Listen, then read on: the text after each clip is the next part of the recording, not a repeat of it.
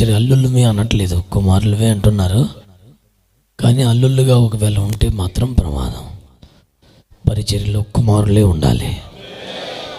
కుమారుడికి అల్లుడికి తేడా ఏంటంటే, అల్లుడు అవకాశాలు, ఆడంబరాలు, ఘనతలు, ప్రాముఖ్యతలు కోరుకుంటాడు. కుమారుడు బాధ్యతలన్నీ భుజాన మోస్తాడు. దైవజనులందరూ మీరు ఏ పరిచర్ల నుంచి వచ్చారో ఆ 2 చేతులు జోడిస్తున్నాను, మీకు కుమారులుగానే ఉండండి. సొంతదారుని మనసు మీకు ఉండాలి. ఏదేమైనా నేను కుమారుణ్ణి, నేను ఇక్కడ పుట్టాను, నేను ఇక్కడ సేవకుని, తిరిగి వచ్చాను, ఇలాంటి సాక్ష్యాలన్నీ చెబుతుంటే నేనేం చెప్పాలో నాకు అర్థం కావట్లేదు. 2-3 వ్యక్తులు నా మనసులోకి వస్తున్నారు. ఒక రకంగా చూస్తే, వ్యక్తిగత స్థాయిని బట్టి చూస్తే, మెఫీబోషెత్ అంటాడు, నేను చచ్చిన కుక్క వంటి వాడని, నన్నెందుకు ఇక్కడికి పిలిపించావని. నా వ్యక్తిగత స్థితిగతులను చూస్తే,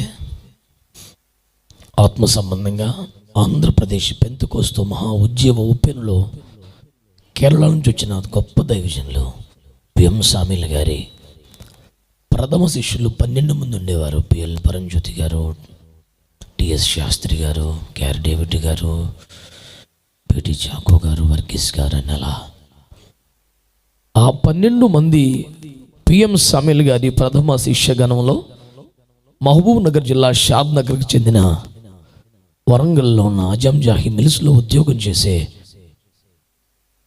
టిఎస్ శాస్త్రి గారు అనే ఒక దైవజనుడు కూడా పట్టుబడ్డాడు.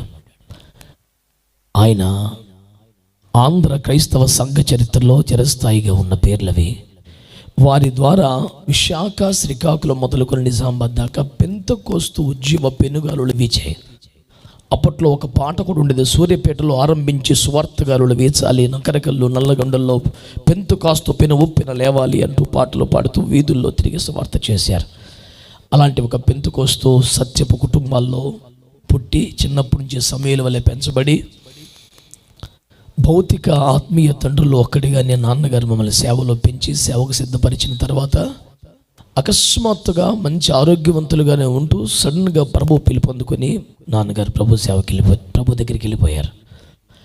అప్పుడు శూన్యంలోకి చూస్తున్న నాకు ఒక ఆత్మీయ తండ్రి కావాలని ఏడుస్తున్నప్పుడు దేవుడు ఏదో విజయంలో చూపించారు. నిజానికి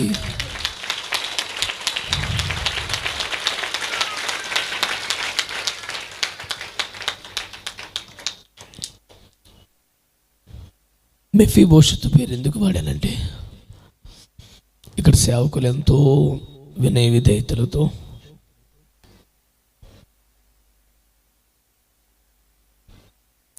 పరిచర్లో నలిగి ఈరోజు ఈ వేదికను పంచుకోగలిగారు. నేను ఈ సేవ కొరకు ఏమీ చేయలేదు, వీళ్ళంతా కష్టపడ్డారు, రాళ్ళెత్తారు. ఈయన మెఫీబోషెత్ గురించి బైబిల్లో అతడు కుంటి కాళ్ళు గలవాడట. ఆయన రాజకుమారులో ఒకడైనట్టుగా కూర్చున్నాడట బల్ల మీద. అందును బట్టి నేను మెఫీబోషెత్ నేనేమో అనుకుంటున్నాను. ఇక్కడికి రాకముందే ఒక మంచి నమ్మకమైన శిష్యునిగా, సేవకునిగా ఉండి పరిచర్యకు అప్పగించబడ్డాను కనుక, నిజమైన కుమారుడిగా నమ్మకంగా ఉన్నాను కనుక తిమోతినేమో అనుకుంటాను. ఈ పట్టణానికి వేరొక దైవజనులు పిలిస్తే ప్రసంగికుడిగా వచ్చాను మొదటిసారి. నేను ప్రసంగికుడిగా ఉన్న ఆ సభల్లో చివరి రాత్రి సభాధ్యక్షుడిగా సురేష్ గారు వచ్చారు. ఆ రాత్రి వాక్య పరిచయం అయిన తర్వాత నేను స్పీడ్గా వెళ్ళిపోతుంటే ఈ దైవజనుడు నడిచి నా దగ్గరికి వచ్చి, అయ్యా మాకు ఉపవాస కూటలు ఉన్నాయి, మీరు వాక్య పరిచర్య చేయండి అని అడిగారు. ఆ దైవజనుడు సమర్పణ కానీ, ప్రతిష్ఠ కానీ, పరిచర్య కానీ, సంఘం కానీ నాకేం తెలియదు. ఉపవాస కూటాలకి ఇంత దూరం ఏమొస్తాను, వైజాగ్ నుంచి అన్నీ రాలేనండి అయ్యగారు, ఇంత దూరం ఉపవాస కూటాలకి అన్నాను. లేదండి, చాలా ఆశీర్వాదకరంగా జరుగుతాయి, మా సంఘం అంతా వస్తారు, ఎక్కువ మంది ప్రజలు, మీరు రండి వాడబడండి అన్నారు. అలా ఈ పరిచర్యకు వచ్చాను. నేను నమ్మేది ఏంటంటే, నా పని నేను చేసుకుంటూ పోతుంటే ఏలియా వచ్చి ఎలీషా మీద దుప్పటేసినట్లు ఆయన ఒక ప్రేమ దుప్పటి నా మీద కప్పారు. ఒక విధంగా చూస్తే మెఫీబోషెతునేమో, మరో విధంగా చూస్తే తిమోతినేమో, ఈ రకంగా చూస్తే ఎలీషానేమో అనిపిస్తుంది. వీళ్ళందరూ మేము ఇక్కడ ఇదని చెప్తుంటే నాకేం చెప్పాలో ఇప్పటికీ అర్థం కాలేదు.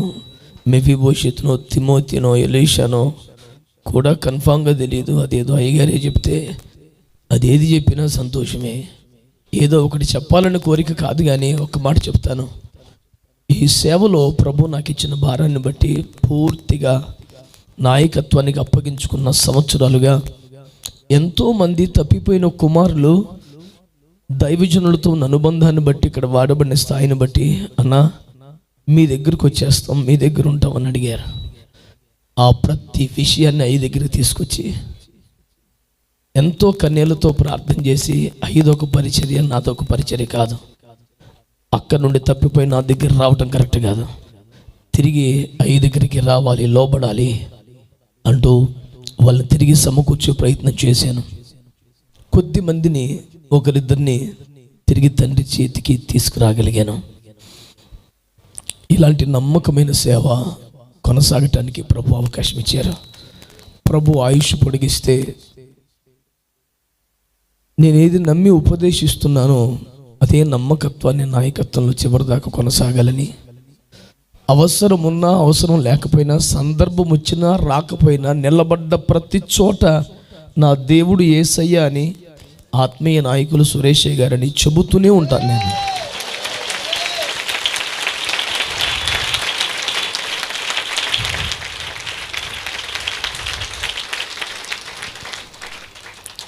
పౌలు అంటాడు, ఏ దూషకును హింసకును హానికను నేను తన పరిచర్యకు నమ్మకమైన వానిగా ఎంచినందుకు నేను ప్రభువును స్తుతిస్తున్నానని. ఎన్నో అయోగ్యతలు, ఎన్నో బలహీనతలు, ఏ అర్హత లేని స్థితిలో ఉన్నా ఈ మహిమగల సేవలో ఎన్నో కీలకమైన బాధ్యతలు నాకు అప్పగించినటువంటి దైవజనులు సురేషయ్య గారికి నిన్ను మనసుతో కృతజ్ఞతలు తెలియజేసుకుంటూ, అనేక మంది తప్పిపోయి తిరిగి వచ్చావని చెప్తుండగా నా గుండెల్లో మారుమోగుతున్న కృతజ్ఞత గీతం, దారి తొలగిన మమ్మల్ని అందరినీ క్షేమతీరాలు